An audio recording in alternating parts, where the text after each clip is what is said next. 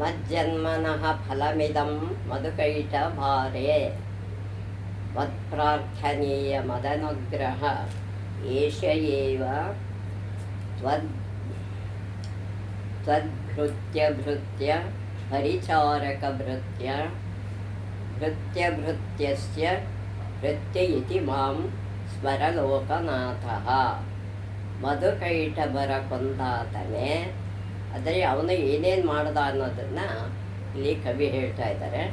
ಮಧುಕೈಟಭರ ಕೊಂದಾತನೇ, ನನ್ನ ಜನ್ಮಕ್ಕೆ ಇದೊಂದೇ ಫಲವು, ನನ್ನ ಮೇಲೆ ನೀನು ಅನುಗ್ರಹ ಮಾಡಬೇಕೆಂದು ನಾನು ಬೇಡಿಕೊಳ್ಳತಕ್ಕದ್ದು ಇದೊಂದೇ. ಎಲೆ ಲೋಕನಾಥನೇ, ನಿನ್ನ ದಾಸರ ಸೇವೆ ಮಾಡುವ ದಾಸರ ದಾಸನೆಂದು ಮಾತ್ರ ನನ್ನ ನೆನಪಿನಲ್ಲಿಡು. ನಾನೊಬ್ಬ ಸೇವಕನಂತನೇ ನನಗೆ ಜ್ಞಾಪಕ ಮಾಡು. ಮುಂದಿನ ಶ್ಲೋಕ. ನಾಥೇನಃ ಪುರುಷೋತ್ತಮೇ ತ್ರಿಜಗತಾಪೇಕಾಧಿಪೇ ಚೇತಸಾ ಸೇವ್ಯ ಪದಸ್ಯ ದಾತಂ ಸುರೇ ನಾರಾಯಣೇ ತಿಷ್ಯತಿ. ಯಂ ಕಂಚಿತ್ ಪುರುಷೋತ್ತಮಂ ಗತಿಪ್ಯಗ್ರಹಮೇಕ ಬಾಲ್ಪಾರ್ಥದಂ ಸೇವಾಯೈ ಮೃಗಯಾಮಹೇ ನರಮಹಾಮೋಕ ವಯಂ. ಪುರುಷೋತ್ತಮನು ಮೂರು ಲೋಕಕ್ಕೂ ತಾನೊಬ್ಬನೇ ಒಡೆಯನಾದ ಮನಪೂರ್ವಕವಾಗಿ ಸೇವಿಸುವುದಕ್ಕೆ ತಕ್ಕವನು, ಸೇವ್ಯವಾದ ಸ್ಥಾನವ ಕೊಡುವಾತನು, ದೇವತೆಯೂ ಆಗಿರುವ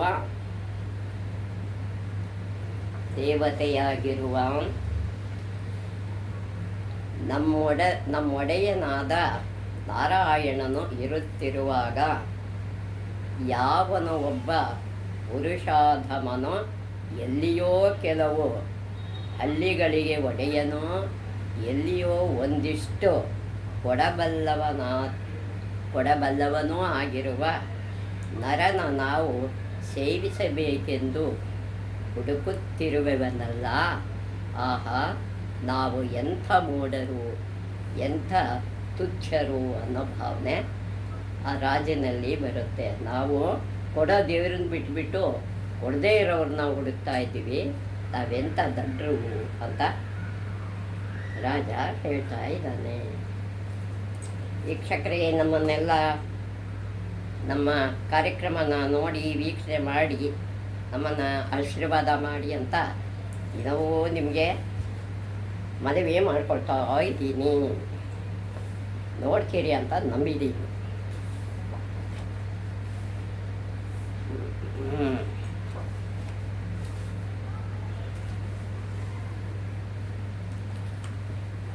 ನಮಗೆ ಈಗ ಆಶೀರ್ವಾದ ಕೊಡಬೇಕು.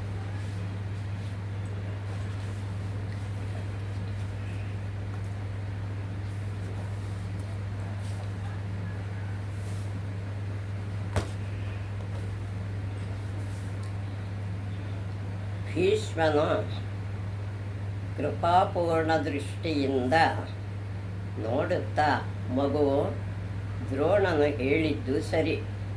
ಹಾಗೂ ಧೃತರಾಷ್ಟ್ರನೇ ಅರ್ಜುನನಿಗೆ ಹೇಳ್ತಾ, ದ್ರೋಣರು ಹೇಳಿದ್ದು ಅದು ಸರಿಯಾಗೇ ಇದೆ. ಅವರ ಅಜ್ಞಾತವಾಸದ ಅವಧಿ ಮುಗಿದಿದೆ.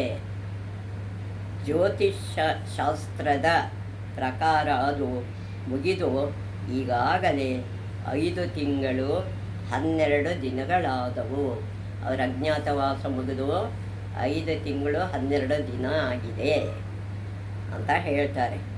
ಧರ್ಮಶಿಷ್ಠನಾದ ಯುಧಿಷ್ಠಿರನು ಯಾವ ಅನುಮಾನಕ್ಕೂ ಅವಕಾಶವಿಲ್ಲದಿರಲಿ ಎಂದು ಈ ಲೆಕ್ಕಾಚಾರವ ಬಳಸದೆ ಇಷ್ಟು ಕಾಲ ಹೆಚ್ಚಾಗಿ ಅಜ್ಞಾತವಾಸ ಮಾಡಿದ್ದಾನೆ.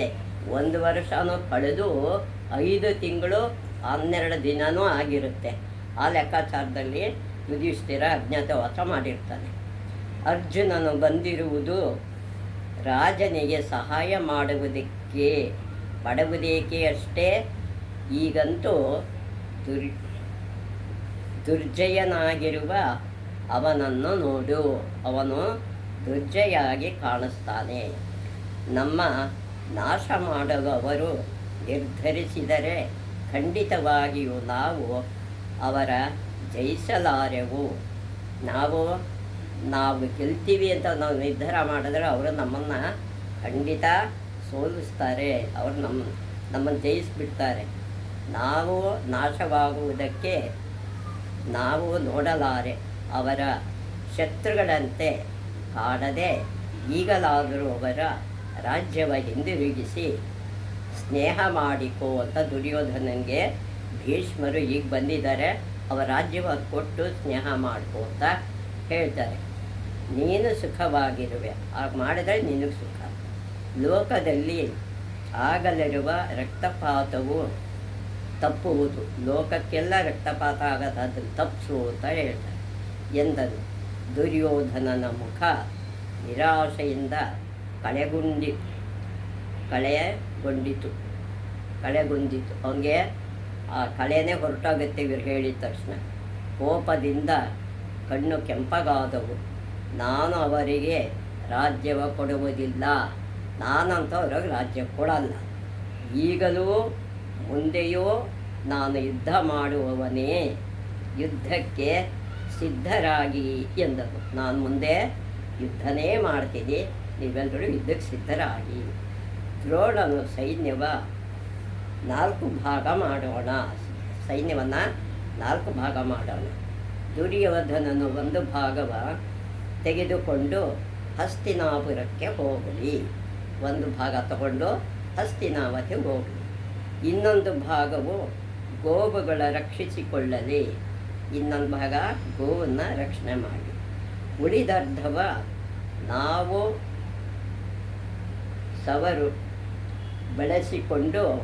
ಸೈನ್ಯದವರು ಬಳಸಿಕೊಂಡು ಯುದ್ಧ ಮಾಡೋಣ, ಸೈನ್ಯನ ಬಳಸಿಕೊಂಡು ನಾವು ಯುದ್ಧ ಮಾಡೋಣ ಅಂತ ದ್ರೋಣರು ಹೇಳ್ತಾರೆ.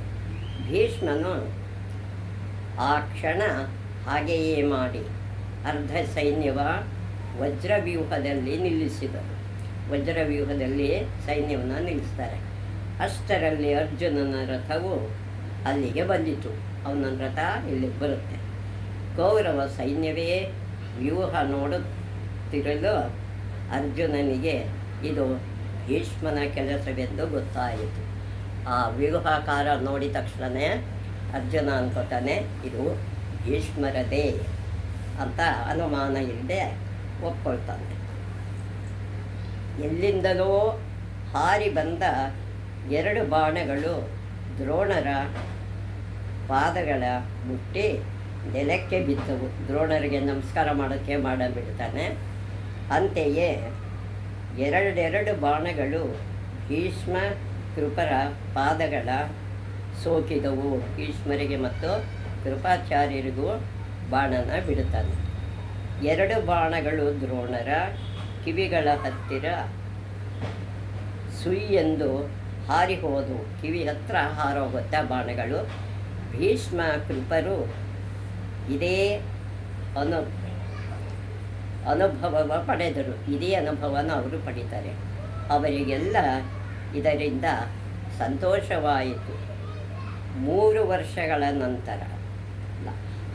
ವರ್ಷಗಳ ನಂತರ ಬಂದಿರುವ ತಾನು ಪೂಜ್ಯರಿಗೆ ನಮಸ್ಕರಿಸುತ್ತಿರುವೆನೆಂದು, 13 ವರ್ಷದ ನಂತರ ಬಂದು ನಾನು ನಿಮಗೆ ನಮಸ್ಕಾರ ಮಾಡ್ತಾ ಇದ್ದೀನಿ ಅಂತ ಮೊದಲ 2 ಬಾಣಗಳಿಂದಲೂ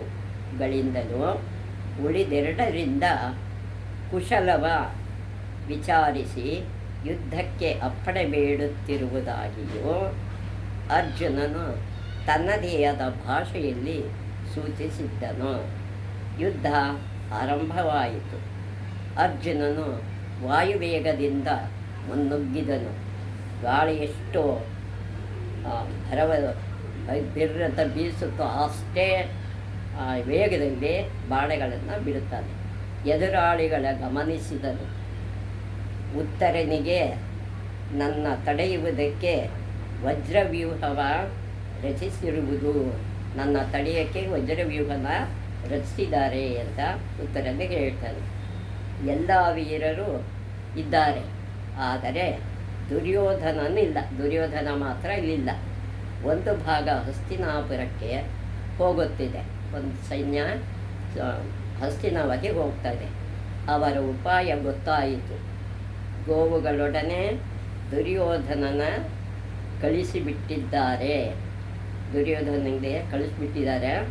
ಬಾ, ಅವನ ಹೋಗಿ ಹಿಡಿಯೋಣ. ಮೊದಲು ಹಸುಗಳ ಹಿಂದಕ್ಕೆ ತರೋಣ. ಮೊದಲು ಹಸುಗಳನ್ನು ಹಿಂದಕ್ಕೆ ತರೋಣ, ಆಮೇಲೆ ಅವನನ್ನು ನೋಡ್ಕೊಳ್ಳೋಣ ಎಂದನು. ಉತ್ತರನು ಅವನು ಹೇಳಿದಂತೆ ರಥವ ತಿರುಗಿಸಿ ತೆಗೆದುಕೊಂಡು ಹೋದನು. ರಥವನ್ನು ತಿರುಗಿಸಿ ತಗೊಂಡು ಹೋಗ್ತಾನೆ. ವ್ಯೂಹವ ಪಶ್ಚಿಮ ಭಾಗದಿಂದ ಭೇದಿಸಿ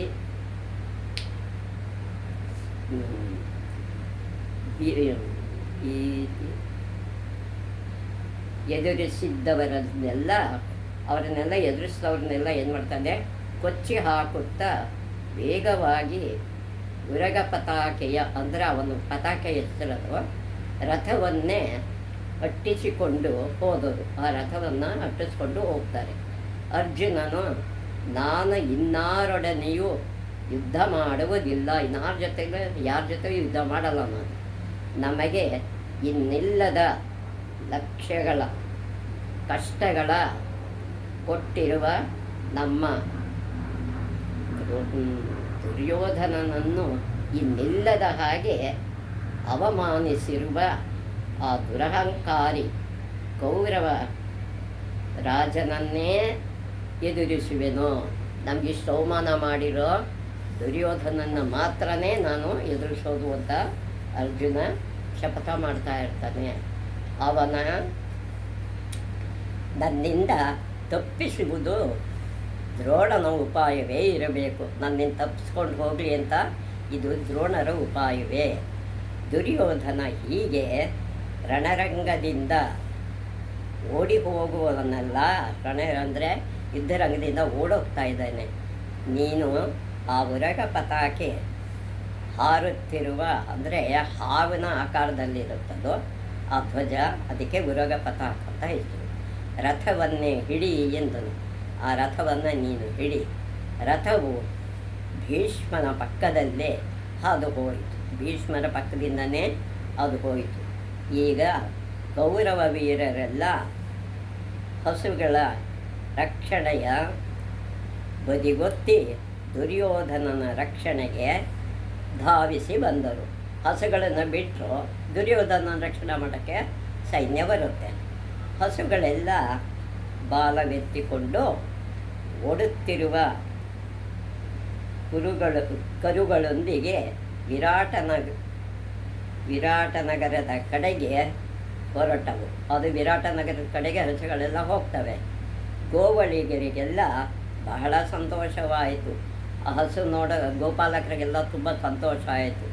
ಅರ್ಜುನನ ರಥವು ಕೌರವ ಕಾಲು ಭಾಗ ಸೈನ್ಯದೊಂದಿಗೆ ಹೋಗುತ್ತಿದ್ದ ದುರ್ಯೋಧನನನ್ನೇ ಅಟ್ಟಿಸಿಕೊಂಡು ಹೋಯಿತು. ದುರ್ಯೋಧನನ ಅಟ್ಟಿಸ್ಕೊಂಡು ಕಾಲು ಭಾಗ ಸೈನ್ಯ ಅವರ ಹತ್ರ ಓಡ್ತು. ವಜ್ರವ್ಯೂಹವೆಲ್ಲ ನುಚ್ಚು ನೂರಾಯಿತು. ಈ ವ್ಯೂಹ ಎಲ್ಲ ನುಚ್ಚು ನೂರಾಗುತ್ತೆ. ಭೀಷ್ಮ ದ್ರೋಣರು ಅರ್ಜುನನ ತಡೆಯಲು ಬಂದರು. ಅವನು ಆದಷ್ಟು ದ್ರೋಣರ ನೋಯಿಸದೆ ಎದುರಾದವರ ನಿವಾರಿಸುತ್ತಾ ಕರ್ಣನಿದ್ದ ಕಡೆಗೆ ಬರುತ್ತಾ, ಉತ್ತರ ಕುಮಾರ, ನೋಡು, ಇವನೇ ಕರ್ಣ, ಮೊದಲಿನಿಂದಲೂ ನನ್ನ ಪ್ರತಿಸ್ಪರ್ಧಿ. ಇವನು ನನ್ನನ್ನು ಯಾವಾಗಲೂ ಕೊಲ್ಲೋದಕ್ಕೆ ಪ್ರಯತ್ನ ಪಡೋವಂಥ ಇವನೇ ಕರ್ಣ ಅಂತ ಉತ್ತರನಿಗೆ ಪರಿಚಯ ಮಾಡಿಕೊಡ್ತಾನೆ. ಅಲ್ಲಿ ನೋಡು, ದುರ್ಯೋಧನನು ಹಿಂದಿರುಗಿ ಬರುತ್ತಿರುವವನು. ಭೀಷ್ಮನು ಅವನ ರಕ್ಷಿಸುವುದಕ್ಕೆಂದು ಬರುತ್ತಿರುವನು. ಅವನ ರಕ್ಷಣೆ ಮಾಡೋಕ್ಕೆ ಭೀಷ್ಮ ಬರ್ತಿದ್ದಾರೆ, ಅವನು ಹಿಂದಿಗೆ ಬರ್ತಾ ಇದ್ದಾನೆ. ರಥವ ಅವರೆಲ್ಲರ ಮಧ್ಯಕ್ಕೆ ತೆಗೆದುಕೊಂಡು ಹೋಗು. ಅವರ ಮಧ್ಯಕ್ಕೆ ರಥವನ್ನು ತಗೊಂಡೋಗು. ಒಟ್ಟಿಗೆ ಅವರೆಲ್ಲರ ಜೊತೆಗೆ ಹೋರಾಡುವೆನೋ, ಅವರೆಲ್ಲರ ಜೊತೆ ಹೋರಾಡ್ತೀನಿ ಅಂತ ಹೇಳ್ತಾನೆ. ಅಶ್ವತ್ಥಾಮನು ಕುಹಕದ ನಗುವ ನಕ್ಕು, ರಾಧೇಯ ನೋಡು, ಅರ್ಜುನನು ಬಂದಿರುವನು. ಕರ್ಣನಿಗೆ ರಾಧೇಯ ನೋಡು, ಅರ್ಜುನ ಬಂದಿದ್ದಾನೆ, ಅವನ ಹೇಗೆ ಕೊಲ್ಲಿರುವೆ ಎಂದು ಎಷ್ಟು ಅನೇಕ ವರ್ಷಗಳಿಂದ ಸಭೆಯಲ್ಲಿ ಕೊಚ್ಚಿಕೊಳ್ಳುತ್ತಿದ್ದ ನೀನು ಈಗೇನೋ ಮಾಡುತ್ತೀಯೋ ನೋಡೋಣ, ಇಷ್ಟು ವರ್ಷದಿಂದ ನಾನು ಅರ್ಜುನ ಕೊಲ್ತೀನಿ ಅಂತ ಎಲ್ಲರ ಹತ್ರ ಹೇಳ್ಕೊತಿದ್ಯಾ, ಈಗೇನು ಮಾಡ್ತೀಯ ಮಾಡಪ್ಪ ಅಂತ ಹೇಳ್ತಾನೆ ಅಶ್ವತ್ಥಾಮ. ಸೋತರೆ ಮತ್ತೆ ಇನ್ನೇನಾದರೂ ಉಪಾಯ ತೆಗೆಯಲು ಶಕುನಿ ಇದ್ದೇ ಇರುವನಲ್ಲ, ಮುಂದೇನು ಮಾಡಬೇಕು ಉಪಾಯಕ್ಕೆ, ಶಕುನಿ ಇದ್ದಾನಲ್ಲ, ಅವನು ತಾನೇ ನೀವು ಕೇಳೋದು ಎಂದು ಹಂಗಿಸಿದನು. ಭೀಷ್ಮ, ದ್ರೋಣರು, ಕೃಪ, ಅಶ್ವತ್ಥಾಮ, ದುರ್ಯೋಧನ, ಕರ್ಣ, ಶಕುನಿ, ವಿಕರ್ಣ ಎಲ್ಲರೂ ಅರ್ಜುನನ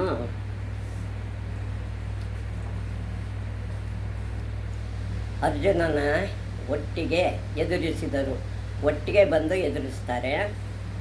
ಜಗದೇಕ ಅರ್ಜುನನು ಎಲ್ಲರನ್ನೂ ನಿವಾರಿಸಿ ಕರ್ಣನ ಪ್ರತ್ಯೇಕಿಸಿದನು. ಅದರಿಂದ ಕರ್ಣನ ಬೇರೆ ಮಾಡ್ತಾನೆ ಆ ಯುದ್ಧದಿಂದ, ಆ ಗುಂಪಿಂದ. ಬಾ ರಾಧೇಯ, ನನ್ನ ಕೊಲ್ಲು, ಪ್ರತಿಜ್ಞೆ ಮಾಡಿರುವೆಯಂತೆ, ಪ್ರತಿಜ್ಞೆ ಮಾಡಿದೆಯಂತಲ್ಲಪ್ಪ, ಬಾ ನನ್ನನ್ನು ಕೊಲ್ಲು.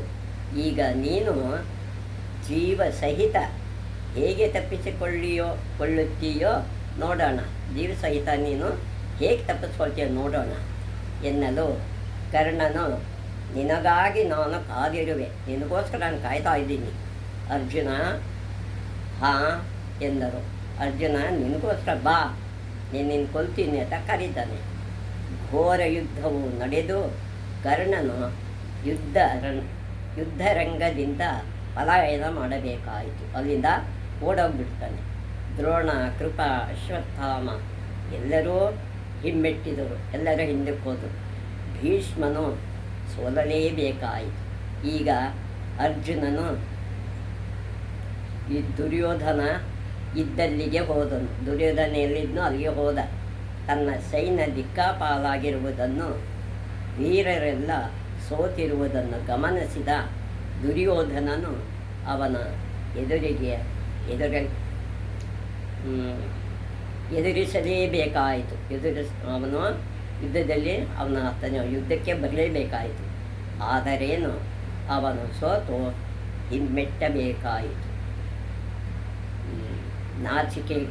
ನಾಚಿಕೆಗಿಟ್ಟವನೇ, ರಣರಂಗದಿಂದ ಹೇಳಿಯಂತೆ ಓಡಿ ಹೋಗುತ್ತಿದ್ದೀಯ, ರಣರಂಗದಿಂದ ಓಡೋಗ್ತಾ ಇದೆಯಾ, ನಾಚಿಕೆ ಇಲ್ವಾ ನಿಂಗೆ ಅಂತ ಬೈತಾನೆ. ನೀನು ಕ್ಷತ್ರಿಯನಲ್ಲವೇ, ಬಾ ಹೋರಾಡು, ಮನುಷ್ಯನಾಗು ಎಂದು ಹಂಗಿಸಿದ. ಅರ್ಜುನನ ಮಾತ ಕೇಳಿ ಅವನು ಕೋಪದಿಂದ ಹಿಂದಿರುಗ್ತಾನೆ. ಅರ್ಜುನನು ಅವನ ನೆರವಿಗೆ ಬಂದರೂ ಅರ್ಜುನನ ಸೋಲಿಸಲಾಗಲಿಲ್ಲ. ಅವನ ಸಹಾಯಕ್ಕೆ ಎಷ್ಟೋ ಜನ ಬರ್ತಾರೆ, ಆದರೆ ಯಾರೂ ಅವನ್ನ ಸೋಲ್ಸೋಕ್ಕಾಗಲಿಲ್ಲ. ಅರ್ಜುನನ ಸಂಮೋಹನಾಸ್ತ್ರವ ಪ್ರಯೋಗಿಸಲು ಎಲ್ಲರೂ ನಿದ್ರೆ ಹೋದಂತೆ ಮಲಗಿದರು. ಸಂಮೋಹನಾಸ್ತ್ರ ಬಿಟ್ಬಿಡ್ತಾನೆ, ಎಲ್ಲರೂ ಯುದ್ಧರಂಗದಲ್ಲಿ ಮಲಗಿಬಿಡ್ತಾರೆ. ವೀರರ ಮೈಮೇಲಿನ ವಸ್ತ್ರಗಳನ್ನು, ರತ್ನಾಭರಣಗಳನ್ನು ಉತ್ತರೆಗಾಗಿ ಸಂಗ್ರಹಿಸಿಕೊಂಡನು. ಉತ್ತರೆ ಹೇಳಿದ್ಲಲ್ವಾ, ಉತ್ತರನ ತಂಗಿ, ಅದನ್ನು ತಗೊಳ್ತಾನೆ. ಭೀಷ್ಮನನ್ನು ದೂರದಿಂದಲೇ ನಮಿಸಿ ಅರ್ಜುನನು ವಿರಾಟ ನಗರದ ಕಡೆಗೆ ದೌಡಾಯಿಸಿದನು. ವಿರಾಟನ ನಗರಕ್ಕೆ ಕರ್ಕೊಂಡು ಹೋಗ್ತಾನೆ ಉತ್ತರನ್ನ. ಸ್ವಲ್ಪ ಹೊತ್ತಿನಲ್ಲಿ ಮಂಪರು ತಿಳಿದಿದ್ದು ಅರ್ಜುನನ ಹಿಂಬಾಲಿಸಲು ಬಯಸಿದ ಕೌರವರನ್ನು ಕುರಿತು ಭೀಷ್ಮನು ಮೂರ್ಖರಾಗಬೇಡಿ, ಸೋಲೊಪ್ಪಿಕೊಳ್ಳಿ, ಸೋಲನ್ನು ಒಪ್ಕೊಳ್ಳಿ ಅಂತ ಹೇಳಿ ಹಸ್ತಿನಾಪುರಕ್ಕೆ ಹಿಂದಿರುಗೋಣ. ಹಸ್ತಿನಾಪುರಕ್ಕೆ ನಾವೆಲ್ಲರೂ ಹಿಂದಿರುಗೋಣ. ಇನ್ನು ನಾವು ಸೋಲನ್ನು ಒಪ್ಕೊಳ್ಳೋದು ಕ್ಷೇಮ ಅಂತ ಅವರು ಹೇಳ್ತಾರೆ ಭೀಷ್ಮರು. ನಿಮ್ಮ ಮೇಲ್ವಸ್ತ್ರಗಳ ರತ್ನಾಭರಣಗಳ ತೆಗೆಯುತ್ತಿದ್ದ ಅವರನ್ನು ನಾನು ತಡೆಯಲೆತ್ನಿಸಿದೆ. ಅವರನ್ನು ನಾನು ತಡೆಯೋಕ್ಕೆ ಅಂತ ಪ್ರಯತ್ನ ಪಟ್ಟೆ, ಆದರೆ ಆಗಲಿಲ್ಲ. ವರ್ಷಗಳ ಹಿಂದೆ ಜೀವಿತದಲ್ಲಿ ನೀವು ಅವರಿಗೆ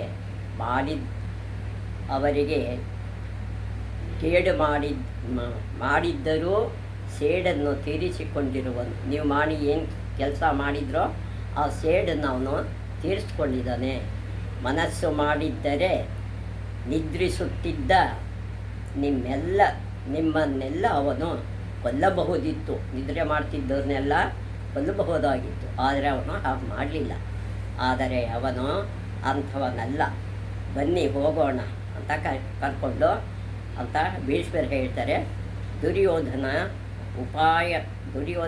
ಉಪಾಯಗಳೆಲ್ಲವೂ ವ್ಯರ್ಥವಾದವು. ಅವನೇನೇನು ಉಪಾಯ ಹೇಳಿದ ಅದೆಲ್ಲ ವ್ಯರ್ಥ ಆಯಿತು. ದೂರದಲ್ಲಿ ಹೋಗುತ್ತಿದ್ದ ಅರ್ಜುನನ ರಥವ ನೋಡಿ ನಿಟ್ಟಿಸಲು ಬಿಡ್ತಾನೆ. ಅಲ್ಲಿಂದಲೇ ಬಂದ ಅವನ ಬಾಣಗಳು ಹಿರಿಯರ ಪಾದಗಳ ಬಳಿ ನಮಸ್ಕರಿಸುವಂತೆ ಬಿದ್ದವು. ನಮಸ್ಕಾರ ಮಾಡೋ ಹಾಗೆ ಅವನ ಬಾಣಗಳು ದೊಡ್ಡವರ ಪಾದಕ್ಕೆ ಬೀಳುತ್ತೆ. ಒಂದು ಬಾಣವು ಬಂದು ದುರ್ಯೋಧನನ ಮುಕುಟವ ಕೆಳಕ್ಕೆ ಬೀಳಿಸಿತು. ದುರ್ಯೋಧನ ಕಿರೀಟ ಕೆಳಗಡೆ ಬೀಳಿಸುತ್ತೆ. ಸೋತು ಸುಣ್ಣವಾದ ಅವನು ಹಸ್ತಿನಾಪುರಕ್ಕೆ ಹಿಂದಿರುಗಿದನು. ಹಸ್ತಿನಾಪುರಕ್ಕೆ ಹೊರಡ್ತಾನೆ.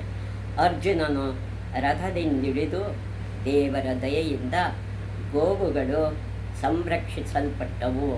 ದೇವರ ದಯೆಯಿಂದ ಗೋವುಗಳು ಸಂರಕ್ಷಣೆ ಆಗಿವೆ. ಶತ್ರುಗಳು ಸೋತರು. ವಿಜಯದ ಸುದ್ದಿಯ ಕಳಿಸು ಅಂತ ಉತ್ತರನು ಹೇಳ್ತಾನೆ. ಆದರೆ ನಿಮ್ಮ ತಂದೆಗೆ ಪಾಂಡವರು ಅವನ ಆಸ್ಥಾನದಲ್ಲಿರುವವರೆಂಬುದನ್ನು ತಿಳಿಸಬೇಡ. ಪಾಂಡವರಿದ್ದಾರೆ ಅಂತ ನಿಮ್ಮ ತಂದೆಗೆ ಹೇಳಬೇಡ. ಅವನಿಗೆ ಆಘಾತವಾದೀತು, ಅವನಿಗೆ ಏನಾದ್ರು ತೊಂದರೆ ಆಗುತ್ತೆ, ಹೇಳಬೇಡ ಅಂತ. ನೀನೇ ಕೌರವರ ಮಣಿಸಿ ಗೋವುಗಳ ತಂದಿರುವೆ ಎಂದು ಹೇಳು. ನಾನೇ ಕೌರವನ್ನು ಸೋಲಿಸಿ ಗೋವುಗಳನ್ನು ತಗೊಂಡು ಬಂದಿದ್ದೀನಿ ಅಂತ ಹೇಳು ಎನ್ನಲು ಉತ್ತರನು ಅದು ಮಾತ್ರ ಸಾಧ್ಯವಿಲ್ಲ, ಅದಾಗಲ್ಲಪ್ಪ, ನಾನು ಹೇಳಲ್ಲ ಅಂತ. ನಾನು ಇನ್ನೆಂದಿಗೂ ಬಡಾಯಿ ಕೊಚ್ಚಲಾರೆ, ಜಂಬ ಹೇಳ್ಕೊಳ್ಳಲ್ಲ. ನಾನು ನನ್ನಲ್ಲಿಲ್ಲದ ಹಿರಿಮೆಯ ನಾನು ಹೇಳಿಕೊಳ್ಳಲಾರೆ, ಇಲ್ಲದೇ ಇರೋದನ್ನು ನಾನು ಹೇಳ್ಕೊಳ್ಳಲ್ಲ ಅಂತ ಹೇಳ್ತಾನೆ. ಅರ್ಜುನ ಉತ್ತರ, ಈಗ ಸದ್ಯಕ್ಕೆ ಹಾಗೆ ಸದ್ಯಕ್ಕೆ ಹೇಳಿರಪ್ಪ, ಆಮೇಲೆ ನೋಡೋಣ. ಕಾಲ ಬಂದಾಗ ನಿಜವೇ ಹೇಳುವೆಯಂತೆ, ಕಾಲ ಬಂದಾಗ ನೀನು ನಿಜ ಹೇಳುವಂತೆ ಎನ್ನುವಷ್ಟರಲ್ಲಿ ಇಬ್ಬರೂ ಶಿಮಿ ವೃಕ್ಷದ ಬಳಿಗೆ ಬಂದರು. ಅದೇ ಇವು ಆಯುಧಗಳನ್ನು ತಗೊಂಡು ಹೋಗಿರ್ತಾರಲ್ಲ, ಆ ವೃಕ್ಷದ ಬಳಿಗೆ ಬರ್ತಾರೆ. ಗಾಂಧೀವ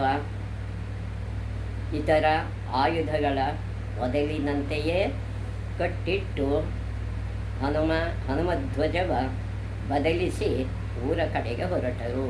ಹನುಮಧ್ವಜನ ಅಲ್ಲೇ ಹಾಕಿ ಊರ ಕಡೆಗೆ ಅವರು ಹೊರಡ್ತಾರೆ. ಮುಂದಿನ ಭಾಗ ಮುಂದೆ ನೋಡು. ಯತ್ರ ಯೋಗೇಶ್ವರ ಕೃಷ್ಣ ಯತ್ರ ಪಾರ್ಥೋ ಧನುರ್ಧರಃ ತತ್ರ ಶ್ರೀರ್ವಿಜಯೋ ಭೂತಿರ್ಧುಬಾನೀತಿರ್ಮತಿರ್ಮಮ ಅನನ್ಯಾ ಚಿಂತೆಯಂತೋ ಮಾಯೇ ಜನಾಃ ಪರ್ಯುಪಾಸತೆ ತೇಷಾಂ ನಿತ್ಯಾಭಿಯುಕ್ತಾನಾಂ ಯೋಗಕ್ಷೇಮಂ ವಹಾಮ್ಯಹಂ ಶಯಕಾಂತಾಯ ಕಲ್ಯಾಣನಿಧಯೇರ್ಥಿನಾಂ ಶ್ರೀವೆಂಕಟನಿವಾಸಾಯ ಶ್ರೀನಿವಾಸಾಯ ಮಂಗಳಂ.